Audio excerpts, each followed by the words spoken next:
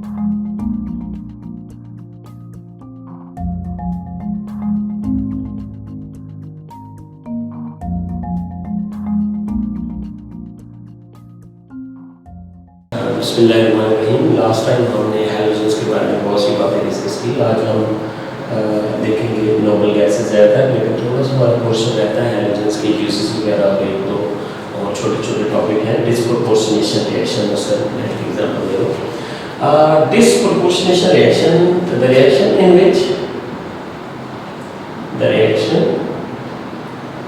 In which the same species या atom, the same species is oxidized and reduced। आपने कैनिज़ल reaction भी पढ़ा होगा, उसमें सेम स्पीशीज जो एल्डिहाइड है वो रिड्यूस होके अल्कोहल बनाती है और ऑक्सीडाइज होकर कार्बोक्सिलिक एसिड का सॉल्ट बनाती है। यानी ऑक्सीडेशन में कार्बोक्सिलिक एसिड एल्डिहाइड से मिलता है और रिडक्शन में अल्कोहल। बिल्कुल इसी तरह ये भी the reaction in which same species oxidised and reduced is called disproportionation reaction, is called disproportionation reaction. ठीक है, सेम स्पीशीज ऑक्सीडाइज्ड। मैंने नीचे एक एग्जांपल लिखी हुई है, हम इसमें देखते हैं ऑक्सीडेशन स्टेट कौन सी आपको पता चल जाएगा। स्पीशीज ऑक्सीडाइज भी हो रही है, रिड्यूस भी हो रही है। आप जरा देखो, सोडियम +1, ऑक्सीजन -2, हाइड्रोजन +1, क्लोरीन 0। यहाँ पे आप देखो सोडियम +1, ऑक्सीजन -6, यहाँ क्लोरीन इंटरेस्टिंग है +5 में चला गया। यहाँ +1 सोडियम, -1 क्लोरीन, +1 हाइड्रोजन और -2 ऑक्सीजन। आप अगर देखो तो क्लोरीन जो है इस यहाँ से यहाँ तक क्या हुआ है क्लोरीन को, और यहाँ पे क्या हुआ है क्लोरीन जिसका ऑक्सीडेशन स्टेट 0 है +5 में जाता है, तो this is loss of electron. Loss of electron is called oxidation. यही क्लोरीन 0 से -1 में जाता है तो गेन ऑफ इलेक्ट्रॉन होता है। Gain of electron is called reduction. मैंने इसका ओवरऑल रिएक्शन भी लिख दिया। बताना ये था कि वो रिएक्शन जिसमें एक ही स्पीशीज ऑक्सीडाइज भी हो और रिड्यूस भी हो, that is called disproportionation reaction. इसके बाद है nomenclature of oxy acids and their salts भी कर लेते। होता यूं है कि HXO3 को हम आर्बिट्रेरीली हैलोइक एसिड का नाम देते हैं। क्या नाम देते हैं? हैलोइक एसिड। क्लोरीन है तो क्लोरिक, ब्रोमीन है तो ब्रोमिक, आयोडीन है तो आयोडिक एसिड का नाम देते हैं। ठीक है, एसिड हमारा है HXO3, आर्बिट्रेरीली हम इसको हैलोइक एसिड का नाम देते हैं। इसमें मैं एग्जांपल लिख देता हूँ HClO3, एक एग्जांपल भी लिखूं। अब इसको हमने आर्बिट्रेरीली हैलोइक एसिड कहा। इससे अगर एक ऑक्सीडेशन कम वाला स्टेप अगर हम करें HXO2, तो इसको फिर कहते हैं हैलोअस एसिड। क्या नाम देते हैं? हैलोअस एसिड।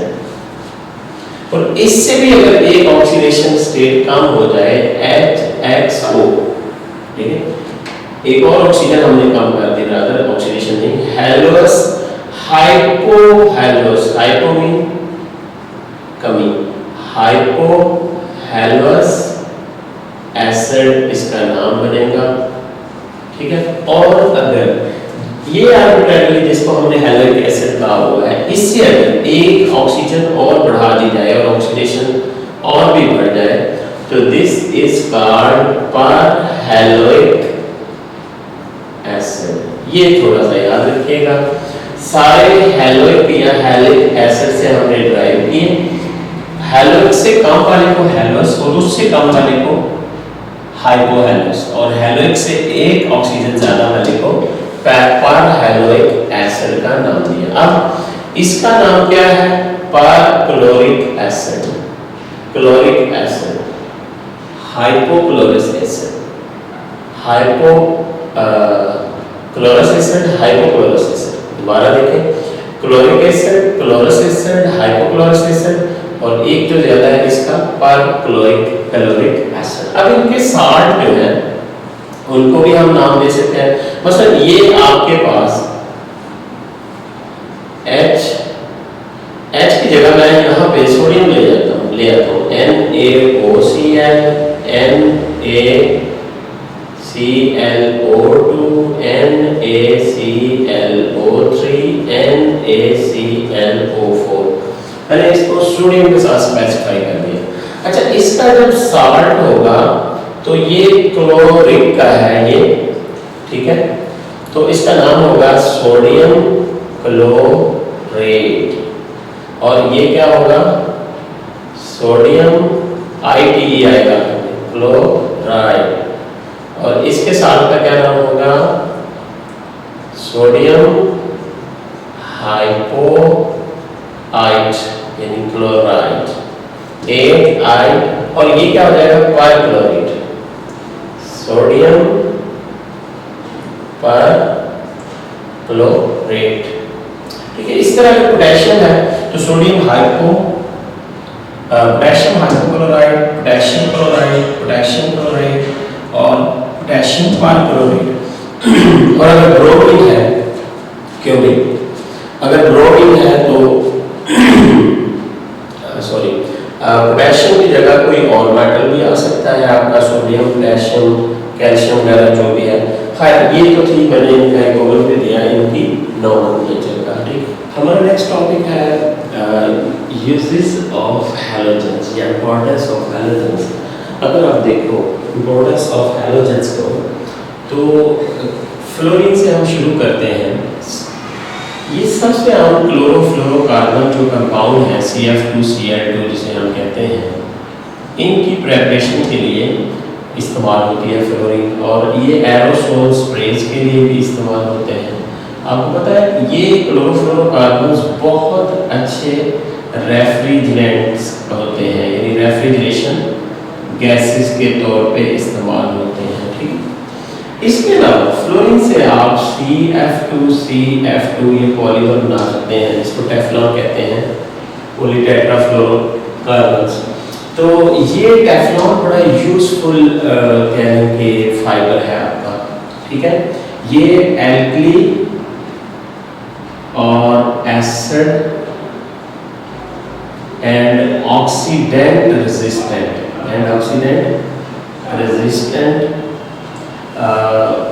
के प्लास्टिक बनाने में काम आता है। ठीक है, ये बहुत यूजफुल प्लास्टिक है। आप इसको नॉन स्टिक पैन के लिए इस्तेमाल कर सकते हैं। इसके अलावा आप इसको क्रोयन फ्री पार्ट्स ऑफ मशीनरी बना सकते हैं, क्रोयन फ्री पार्ट्स ऑफ मशीनरी भी इससे बना सकते हैं। ठीक हो गया। इसके अलावा फ्लोरीन आपकी जो है टूथपेस्ट में इस्तेमाल होते हैं फ्लोराइड। इसकी ये बड़ी सेंसिटिव किस्म की कह लें कि रिएक्शन होता है, जिसमें फ्लोरीन की मिकदार को बहुत केयरफुली हैंडल किया जाता है। अगर फ्लोरीन की मिकदार ज़्यादा हो जाए तो सारे दांत घिस सकते हैं। ठीक है, फ्लोरीन को बहुत केयरफुली हैंडल किया जाता है ड्यूरिंग टूथपेस्ट फॉर्मेशन। ठीक हो गया। इसके अलावा फ्लोरीन का एक कंपाउंड है CF3, जिसे हैलोथेन कहते हैं, CHClBr। देखिए सारी हैलोजेंस आ गई हैं। This is called हैलोथेन। क्या कहते हैं इसको? हैलोथेन। और ये बहुत अच्छा एनेस्थीसिया है। ठीक है, एनेस्थेटिक गैस है, एनेस्थीसिया है। This is called हैलोथेन। CF3 CHClBr याद रखना है आपने। ये आपसे किसी न किसी फॉर्म में पूछा जा सकता है, इसका फार्मूला दे दिया, कोई चीज़ पूछी जा सकती है इसके बारे में। ठीक है, अब हम देखते हैं क्लोरीन। क्लोरीन बहुत इंपॉर्टेंट है, सो मच सो दैट सबसे पहले तो ये बहुत अच्छा डिसइंफेक्टेंट है। ठीक है, जर्म किलर है।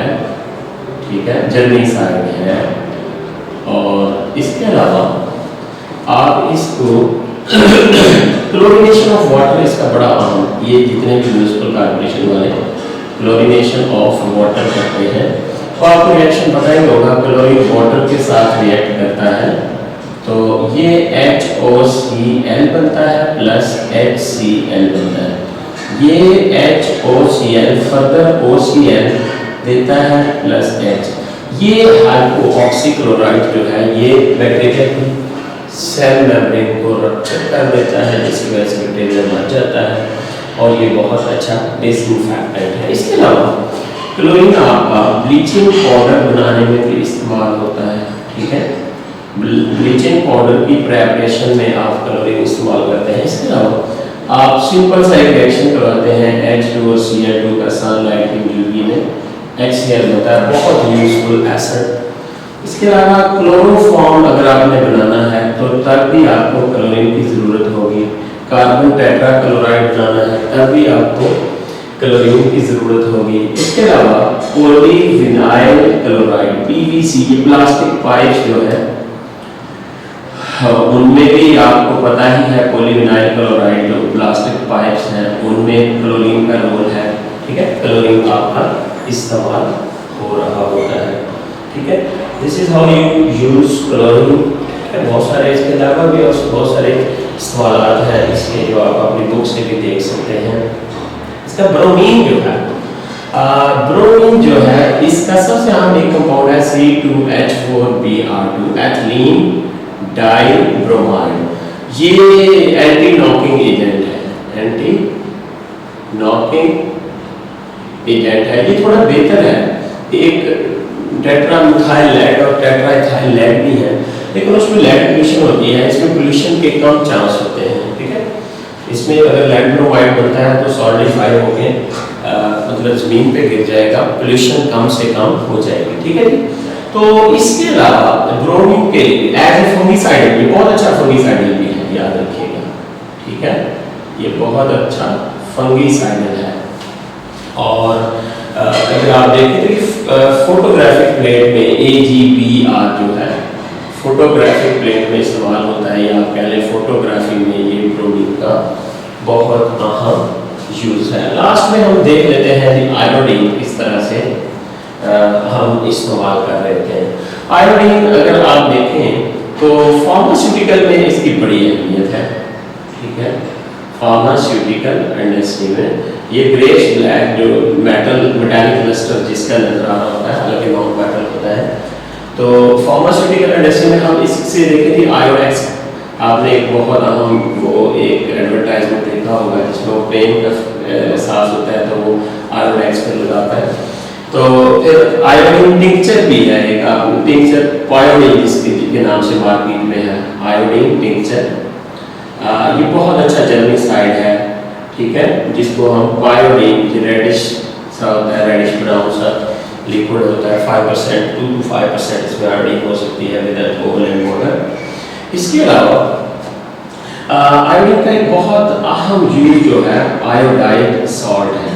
ठीक है, कहते हैं कि अगर आप में आयोडीन की कमी हो तो गोइटर पैदा हो जाता है, enlargement of thyroid gland is called goitre. तो इसको अवॉइड करने के लिए साल्ट में 2 to 3% potassium iodide normal NaCl table salt में ऐड किया जाता है। तो ये गोइटर को अवॉइड कर सकता है, आयोडीन की कमी को मेकअप कर सकता है। बाकी आपको पता ही है आयोडीन क्लोरीन जो है हेर्बिसाइड भी है, जर्मीसाइड भी है, DDT में भी ये इस्तेमाल होता है, इंसेक्टिसाइड भी है, विडीसाइड भी है। यानी इसको हम एग्रीकल्चर में एक्सक्लूसिवली क्लोरीन के इस्तेमाल हो सकते हैं। This is all from uses of halogens. एक छोटा सा टॉपिक है ब्लीचिंग पाउडर, इसको हम देख लेते हैं, ओवरव्यू करते हैं। Bleaching powder calcium oxy hypochloride इसको हम कहते हैं। ये रिएक्शन इसका सिंपल सा है, लाइम का रिएक्शन। ठीक है, लाइम वाटर आप इसको कह लें, बुझा हुआ चूना या स्लेट लाइम कह लें आप। ठीक है, इसका रिएक्शन करवाते हैं क्लोरीन के साथ। ठीक हो गया, क्लोरीन के साथ जब रिएक्शन होगा तो ये ब्लीचिंग पाउडर बन जाएगा। ठीक है, इसके लिए दो मेथड आपकी बुक में दिए गए हैं। एक है हेज़नक्लैव और पुराना मेथड था और आजकल बैकमैन्स मेथड है। उस सेम कंपार्टमेंट्स है इस तरह वर्टिकली एक दूसरे के ऊपर कंपार्टमेंट्स हैं। इन कंपार्टमेंट के अंदर यहाँ पे रैक्स बने हुए हैं और रैक्स में ये पड़ा हुआ है CaOH गैस, ठीक है। नीचे से हॉट कलरिंग गैस डाल दी जाती है और इसके अंदर जो है स्टरर्स लगे हुए हैं। ये स्टरर्स जो है ये मिक्सिंग करते हैं क्लोरीन और कैल्शियम हाइड्रोक्साइड को आपस में मिक्स करते हैं। तो एज अ रिजल्ट आपके पास कैल्शियम ऑक्सीक्लोराइड, बैकमैन मेथड आप देखिएगा थोड़ा सुपीरियर मेथड है। तो हमारे पास ब्लीचिंग पाउडर तैयार हो जाता है। ब्लीचिंग पाउडर की अगर आप आयनाइजेशन देखें तो वाटर के अंदर क्या आयनाइज होता है into calcium ion, chloride ion और ऑक्सी हाइपोक्लोराइड आयन जिसको कहते हैं। ये इसकी आयनाइजेशन इन वाटर है, ठीक है। डबल एरो कर दें तो ज़्यादा अच्छा है आयनाइजेशन के लिए। अच्छा, ये अगर डाइल्यूट सल्फ्यूरिक एसिड के साथ इसका रिएक्शन करें तो इसमें हमें कैल्शियम सल्फेट प्रोडक्ट मिलता है और साथ हमें HOCl एज ए प्रोडक्ट हासिल होता है और कैल्शियम क्लोराइड। बताना मैंने ये था कि डाइल्यूट सल्फ्यूरिक एसिड के साथ ये हाइपोक्लोरस एसिड देता है, ठीक है। हाइपोहेलोस एसिड या हाइपोक्लोरस। हाँ, अगर आप एक्सेस डाल दें H2SO4, चाहे वो स्ट्रॉन्ग हो चाहे वीक हो, एक्सेस ऑफ H2SO4 जो है वो फिर अगेन आपको मिलेगा साल्ट कैल्शियम सल्फेट का, साथ वाटर और साथ क्लोरीन गैस इसकी निकल जाती है।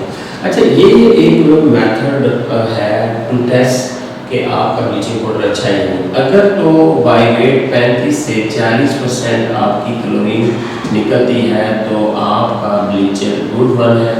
अगर इससे कम है तो ब्लीचर आपका लो क्वालिटी का होगा। एक्सेस ऑफ सल्फ्यूरिक एसिड की मौजूदगी में क्लोरीन इसमें से निकल जाती है और ये HCl का रिएक्शन जो है इससे हमें क्लोरीन मिलेगी ब्लीचिंग पाउडर के साथ।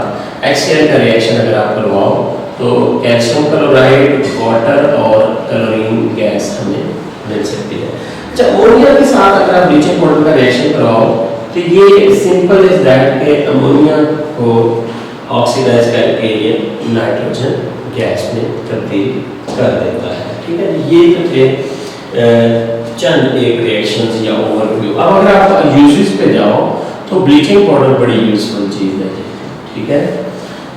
ये क्लोरीन की प्रेपरेशन में, ऑक्सीजन की प्रेपरेशन में और क्लोरोफॉर्म की प्रेपरेशन में इस्तेमाल होता है ब्लीचिंग पाउडर। इसके अलावा इसकी स्टरलाइजेशन एक्शन भी बहुत अच्छा है। स्टरलाइजेशन ऑफ वाटर भी इससे किया जाता है, ठीक है। वही ऑक्सी हाइपोक्लोराइड ये आयन देगा और वो एक बहुत अच्छा स्टरलाइजर होगा। इसके अलावा कॉटन और लिनन और पेपर को आप इससे ब्लीच कर सकते हैं, लेकिन वूल और सिल्क जैसे, वूल एंड सिल्क ये जो कि डेलिकेट होते हैं, इनको इससे ब्लीच नहीं करना चाहिए। इसी तरह बहुत सी ऑर्गेनिक प्रेपरेशन में हम ब्लीचिंग पाउडर को इस्तेमाल कर रहे हैं, ओके। अभी कुछ एमसीक्यूज का जायजा लेते हैं। पहला एमसीक्यू आपका chlorine is used as disinfectant, bleaching agent, sterilisation of water, all of this. क्या कह रहे थे हमने अभी पढ़ा है। क्लोरीन की ये तीनों एक्शन है, अच्छा डिसइंफेक्टेंट है, अच्छा ब्लीचर है, स्टरलाइजेशन ऑफ वाटर में भी है। ब्लीचिंग पाउडर और क्लोरीन लिक्विड इस्तेमाल हो रहा होता है, ठीक हो गया। क्लोरीन को क्यों प्रेफर किया जाता है? असल में क्लोरीन जो है इसको हम इसलिए प्रेफर करते हैं कि इसकी पोर्टेबिलिटी आसान है। इसको एज लिक्विड क्लोरीन एक जगह से दूसरी जगह, और दूसरा ये चीप भी पड़ता है। Bleaching action of bleaching powder is due to, किस वजह से है? Chloride ion, hypochloride ion, chlorine या ऑल ऑफ दिस। तो यकीनन हाइपोक्लोराइड आयन जो है उसमें HCl बनता है जब वाटर के साथ। क्लोरीन जब वाटर के साथ रिएक्ट करता है तो HOCl और HCl बनता है। ये HOCl फर्दर H पॉजिटिव और OCl नेगेटिव में ये बैक्टीरिया की सेल मेम्ब्रेन को रप्चर कर देता है और उसकी मतलब डेथ हो जाती है। Which halogen is used in toothpaste? Fluorine, chlorine, bromine, iodine. Retinal fluorides जो हैं ये अच्छे है टूथ की हेल्थ के लिए बहुत हेल्पफुल हैं। Which halogen is used in anesthesia? Anaesthesia में कौन सी हैलोजन इस्तेमाल होती है? मैंने अभी फार्मूला लिखा था हैलोजन्स का, हैलोथेन का CF3CHClBr, ठीक है। तो इसमें फ्लोरीन, क्लोरीन और ब्रोमीन तीनों ही आ गए, तो इसका मतलब ऑल ऑफ दीज हमारा करेक्ट ऑप्शन होना चाहिए। Which halogen has insecticidal, weedicidal and herbicidal action? जी, इंसेक्टिसाइड में भी इस्तेमाल हो रहा है, वीडीसाइड में भी, हेर्बिसाइड में भी, और ये यकीनन फिर क्लोरीन ही है, ठीक है, जिसके ये सारे एक्शन मौजूद हैं। Which halogen can be used in anti-knocking agents? ये एंटी-नॉक्स, एथिलीन, डाइब्रोमाइड वगैरह में इस्तेमाल होता है, ठीक है, तो ये यकीनन ब्रोमीन ही हो सकता है। Which halogen is a cure for goiter? Goitre की क्यूर के लिए कौन सा हैलोजन इस्तेमाल होना चाहिए? आयोडीन, ब्रोमीन, क्लोरीन या फ्लोरीन? आयोडीन, ठीक है। पोटेशियम आयोडाइड हम NaCl में ऐड करते हैं 2 to 3%, तो it's a good cure for goitre enlargement को कहने के अवॉइड करने के लिए बहुत अच्छा क्यूर है। Which halogen finds role in photography? Photography में हमने पढ़ा है कि सिल्वर ब्रोमाइड इस्तेमाल होता है, तो this is how you can say bromine has a role in photography. It's okay. अब हम देखते हैं हमारे इस बुक का लास्ट टॉपिक है ऑलमोस्ट नोबल गैसेस। इनको हम जीरो ग्रुप एलिमेंट भी कहते हैं और इनका नाम इनर्ट गैसेस भी होता है। मोस्टली ये बहुत लीस्ट रिएक्टिव है, नहीं हम उनके कंपाउंड तो है कहा जाता है बिल्कुल रिएक्टिव इनर्ट होता है। अच्छा, इसमें हीलियम है, नियोन है, ऑर्गन है, क्रिप्टॉन है, जीनॉन है, रेडॉन है। हीलियम का एटॉमिक नंबर 2 है, 8 ऐड कर दें तो 10 नियोन का बन जाता है। आर्गन का 8 ऐड करें तो 18 बन जाएगा, और 18 ऐड करें तो 36 फॉर क्रिप्टॉन और 54 फॉर जीनॉन, और इसमें 32 ऐड करें तो 86 फॉर रेडॉन है। Helium, neon, organ, krypton, xenon, radon. Electronic configuration इनकी देखें NS2 NP6, ये याद रखें, इनका वैलेंस शेल कंप्लीट है, ठीक है। Atomic number obviously down the group बढ़ रहा है, ठीक हो गया। एटॉमिक नंबर हर दफ़ा बढ़ रहा है, शेल का इजाफा हो रहा है, जिसकी वजह से atomic size down the group बढ़ेगा, जिसकी वजह से इसका जो कह लें एटॉमिक साइज बढ़ा हुआ तो आयनाइजेशन एनर्जी लो होती जाएगी। Ionisation energy down the group, ये बहुत हाई आयनाइजेशन एनर्जी इनकी होती है, इनका इलेक्ट्रॉन बूस्ट होना आसान नहीं होता। सबसे ज़्यादा आयनाइजेशन एनर्जी आपके फेवरेट टेबल में हीलियम की है, स्मॉलर साइज है और इससे इलेक्ट्रॉन निकालना बहुत मुश्किल है, ठीक है। और इसके अलावा अगर आप देखो तो दूसरे फैक्टर्स में अगर आप जाएँ तो मेल्टिंग और बॉइलिंग पॉइंट क्या होगा? हमें पता है atomic size down the group बड़ा हो रहा है। जब एटॉमिक साइज बड़ा हो रहा है तो फिर क्या होगा? पोलराइजेबिलिटी बढ़ेगी। नॉन पोलर गैसेज है ना, पोलराइजेबिलिटी बढ़ती है। सबसे पहले मैं कहता हूँ एटॉमिक साइज बढ़ा तो disturbance in electronic cloud polarisability बढ़ गई। जब पोलराइजेबिलिटी बढ़ी तो लंदन फोर्सेस स्ट्रॉन्ग हो गई। जब लंदन फोर्सेस स्ट्रॉन्ग हो गई तो मेल्टिंग पॉइंट्स और बॉइलिंग पॉइंट्स भी बढ़ जाते हैं, याद रखिएगा। किस वजह से? लंदन फोर्सेस के स्ट्रॉन्ग होने की वजह से। जहाँ तक इनके अक्रेंस का सवाल है तो ये तमाम गैसेज हैं, सवाए इसके ये रेडियो एक्टिव गैस है रेडियम, ठीक है, और radio active decay of radium से ये बनता है, ठीक है। रेडॉन जो है इसमें आप पता है इसका 226 है, इसका जब डिके होता है तो रेडियम का तो रेडॉन 222 और हीलियम 4 बनता है।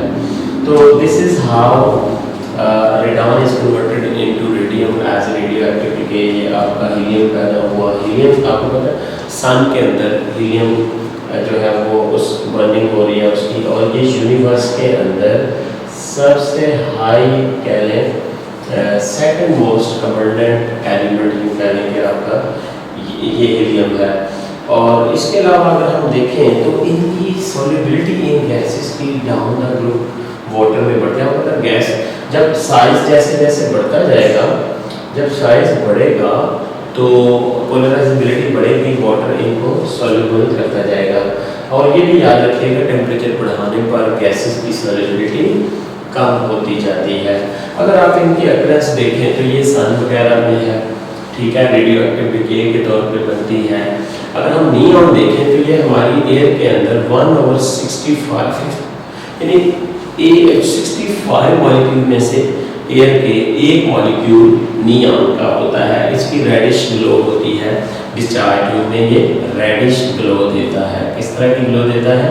रेडिश ग्लो नियॉन की पहचान होती है। इसके अलावा नियॉन की रेफ्रिजरेशन पावर बहुत हाई है, रेफ्रिजरेशन कैपेसिटी इसकी हाई है 40 टाइम, मतलब ये आम गैसेस से कह रहे हैं ये बहुत ज़्यादा हाई इसकी रेफ्रिजरेशन पावर होती है। ज़ीनॉन जो है एयर के अंदर बिल्कुल ही 0.08 ppm, आप अंदाज़ा लगा सकते हैं कितनी कम ज़ीनॉन की तादाद है हमारी एयर के अंदर। इन सारी गैसेस को लिक्विफैक्शन ऑफ एयर से आप ऑब्टेन कर सकते हैं, ठीक है। अगर हम देखें आमतौर पे तो इनकी इलेक्ट्रॉनिक कन्फिग्रेशन इस तरह से है कि इनके कोई कंपाउंड नहीं बनते, हम ये कहते हैं। लेकिन साइंटिस्ट ने 64 में इसके कुछ कंपाउंड वैसे दरियाफ्त हुए थे, रिपोर्ट हुए थे, क्योंकि इतने ज़्यादा पहले थे वो स्टेबल तो है लेकिन नॉट एज मच। तो हम इसमें अगर देखें ज़ीनॉन एक ऐसा एलिमेंट है जो कि कंपाउंड बना देता है ऑक्सीजन और फ्लोरीन वगैरह के साथ रिएक्शन करके ऑक्साइड्स और फ्लोराइड्स ज़ीनॉन के पाए गए हैं। अगर हम देखें ज़ीनॉन +2 के XeF2 पाया गया है, ये कलरलेस क्रिस्टल्स है और इसका मेल्टिंग पॉइंट 140 सेंटीग्रेड है, स्टेबल है अच्छा खासा। और इस तरह +4 ऑक्सीडेशन के XeF4 और XeOF2 है, ये दोनों कलरलेस क्रिस्टल्स हैं, ठीक है, दोनों कलरलेस क्रिस्टल्स हैं ये। और एक का मेल्टिंग पॉइंट 140 और दूसरे का 90 है, काफ़ी हाई मेल्टिंग पॉइंट है इनके। +6 ऑक्सीडेशन में XeF6, XeO4 और XeO3, XeF6 हो सकता है और XeO4 हो सकता है, XeO4 +6 पूरी हो जाएगी,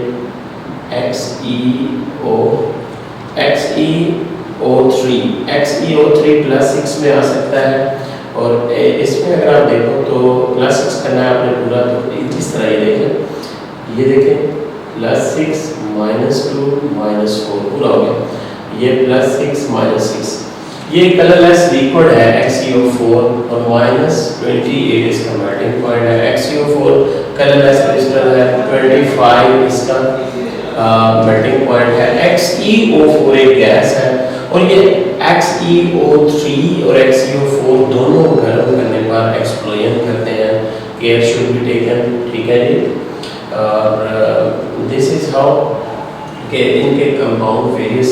इंटरेस्टिंग इज दैट कि xenon up to 8 oxidation state show कर रहा है, जिनको हम कह रहे थे कि नॉर्मल है, किसी से रिएक्ट नहीं करते, हमने इनके भी कंपाउंड कंट्रोल कंडीशन में बता दिया। अभी हम देखते हैं fluorides of xenon, XeF2, XeO4, XeF6। फिर आप देखेंगे प्रिपरेशन स्टेट स्टोरेज कैसे करते हैं, एक्शन ऑफ H2 इन पे क्या है, हाइड्रोलाइसिस इन पे क्या फर्क पड़ता है। अब देखो Xe का डायरेक्ट रिएक्शन अगर आप F2 के साथ करवा दो तो XeF2 आप प्रिपेयर कर सकते हो। इसके लिए चाहिए 8 आवर्स की हीटिंग चाहिए। फिर इसी तरह आप Xe का रिएक्शन F2 के साथ करवा दो, डायरेक्ट ही XeF4 आपके पास बन जाएगा। और इसके लिए ये 1 और ये 5 रेशियो लेनी है। इसी तरह Xe + F2 करो तो ये इनमें जो रेशियो लेनी है वो आपने 3 और 20 की लेनी है, तो XeF6 आपका तैयार हो जाएगा। इसमें प्रेशर 6 atm तक रखें और इसमें प्रेशर 50 atm तक आपको रखना पड़ेगा। अच्छा, ये सारे तीनों जो है, ये मजे की बात है कि क्रिस्टलाइन सॉलिड ही है, ये भी और ये भी क्रिस्टलाइन सॉलिड है। कौन? XeF4 क्रिस्टलाइन सॉलिड, फिर XeF6 भी क्रिस्टलाइन सॉलिड ही है। ये तीनों क्रिस्टलाइन सॉलिड होंगे, ठीक है जी। तो अगर आप देखें स्टोरेज के लिए इनको क्या किया जाए, निकल वेसल में इसको रखो, इसको XeF2 को निकल वेसल में आप स्टोर कर सकते हैं। और ये थोड़ा फ्लोरिनेटिंग एजेंट है, माइल्ड फ्लोरिनेटिंग एजेंट है ये, जबकि ये स्ट्रॉन्ग फ्लोरिनेटिंग एजेंट है। इसको भी आप निकल वेसल में रखोगे और ये क्या है? Strong fluorinating agent, strong fluorinating agent है, ठीक है, यानी फ्लोराइड दे देता है। ये जो है येलो इन कलर है, इसमें ये कैपेसिटी कंपैरेटिवली बहुत कम है, इसका येलो कलर है, येलो इन कलर आप कहेंगे। इसके बाद हम देखते हैं एक्शन ऑफ हाइड्रोजन। भाई अगर XeF2 पे हाइड्रोजन का आप रिएक्शन करवाएं तो ये Xe और HF दे देता है। फिर XeF4 पे भी सेम हाइड्रोजन का रिएक्शन होगा, ये HF और Xe दे देगा, ठीक है, इनका रिएक्शन। जबकि same will be here Xe and HF बनेंगे when you react it with hydrogen. हाँ, अगर आप हाइड्रोलिसिस करवाते हैं तो फिर क्या होगा?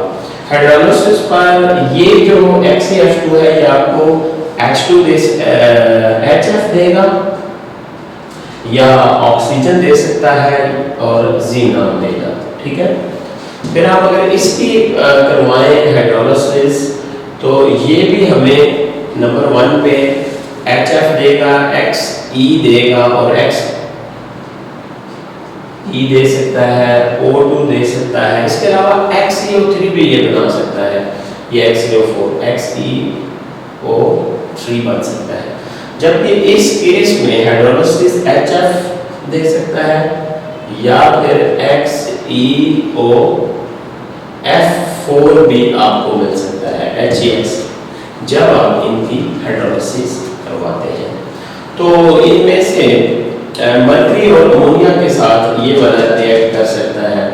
मरकरी के साथ ये क्या देगा जनाब, और अमोनिया के साथ ये नाइट्रोजन दे सकता है, और मरकरी के साथ ये HgF2 दे सकता है। ये मेरा मेन प्रोडक्ट है। अमोनिया के साथ इसका रिएक्शन करवाएं तो नाइट्रोजन प्रोडक्ट है, और मरकरी के साथ करवाएं तो मर्क्यूरिक फ्लोराइड बन सकता है। ये मैंने एक जायजा लिया इनका कि प्रेपरेशन के दौरान क्या क्या रेशियो लेनी है, कितना टेम्परेचर रखना है, इनकी स्टेट क्या है, स्टोरेज, ये वाइट फ्लोरिनेटिंग है, स्ट्रॉन्ग फ्लोरिनेटिंग येलो कलर है, हाइड्रोजन के साथ ये Xe और HF सारे तीनों दे रहे हैं, ठीक है। और ये HF और O2 और Xe, ये HF Xe और O2 और XeO4, इसमें XeOF4 बन सकता है और HF बन सकता है। दिस इज हाउ कि आप इनकी प्रॉपर्टीज का कंपैरिजन कर सकते हैं। स्टूडेंट्स, अब हम देखेंगे यूजेस ऑफ नोबल गैसेस। सबसे पहले हम बात करेंगे हीलियम की, ठीक है। हीलियम वेदर बैलून में इस्तेमाल होती है, ठीक है, और इसके अलावा इसको हम वेल्डिंग में भी इस्तेमाल कर सकते हैं और ट्रैफिक सिग्नल में भी इस्तेमाल होती है। इसके अलावा इसका 20% मिक्सचर अगर ऑक्सीजन के साथ बनाया जाए 20% के साथ, और ये ब्रीदिंग मिक्सचर है फॉर सी डायोड्स, याद रखिएगा, ठीक है।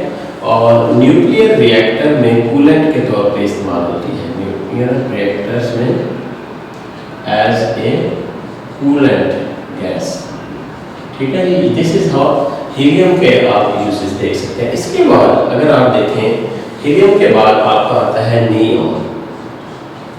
ये सबसे पहले तो नियॉन साइंस में इस्तेमाल कर लो जी, इसको सबसे आम इसको हाई वोल्टेज इंडिकेटर में भी इस्तेमाल होती है। हाई वोल्टेज इंडिकेटर्स में कौन सी गैस इस्तेमाल होती है जी? नियॉन। इसके अलावा नियॉन और हीलियम ये दोनों गैसेस जो हैं ग्लास लेजर में इस्तेमाल होती हैं। किधर? ग्लास लेजर्स में इस्तेमाल होती हैं। और इसके अलावा ये नियॉन जो है टीवी ट्यूब में भी इस्तेमाल होती है। ठीक हो गया। जबकि रेडियो ट्यूब में आर्गन गैस इस्तेमाल होती है। टीवी ट्यूब में कौन सी गैस इस्तेमाल होती है? Neon gas.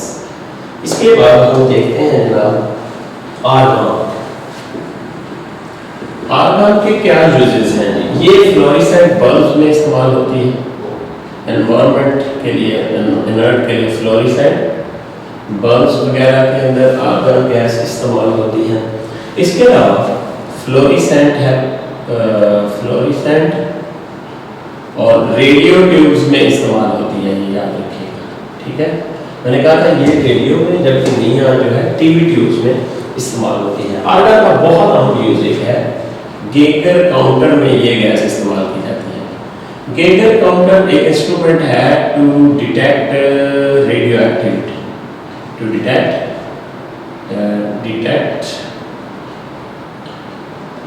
रेडियो एक्टिविटी, यानी रेडियो एक्टिविटी की मेजरमेंट के लिए जो इंस्ट्रूमेंट है गेगर काउंटर, उसमें भी आर्गन गैस इस्तेमाल की जाती है। इसके अलावा वेल्डिंग और कटिंग के लिए भी ये गैस इस्तेमाल की जा सकती है। उसकी जो आग होती है उसमें आप इसको इस्तेमाल करते हैं। ज़ीनॉन अगर आप देखें तो इसका एक है बैटरी साइडर लैंप में ये इस्तेमाल होती है।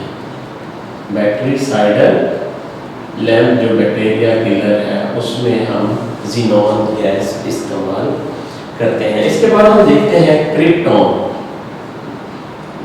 क्रिप्टॉन को अगर आप देखो तो ये फ्लोरेसेंट ट्यूब में इस्तेमाल होती है। फ्लोरेसेंट ट्यूब्स में इस्तेमाल होती है कौन सी गैस? क्रिप्टॉन। और इसके अलावा फ्लैश फोटोग्राफी में भी, फ्लैश लैंप्स में इस्तेमाल होती है।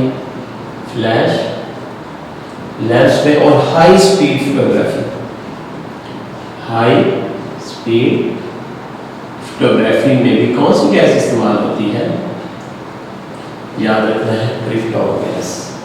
ठीक है, अब लास्ट में हम अगर देखें तो ज़ीनॉन जो है ये कहाँ पे इस्तेमाल होगी?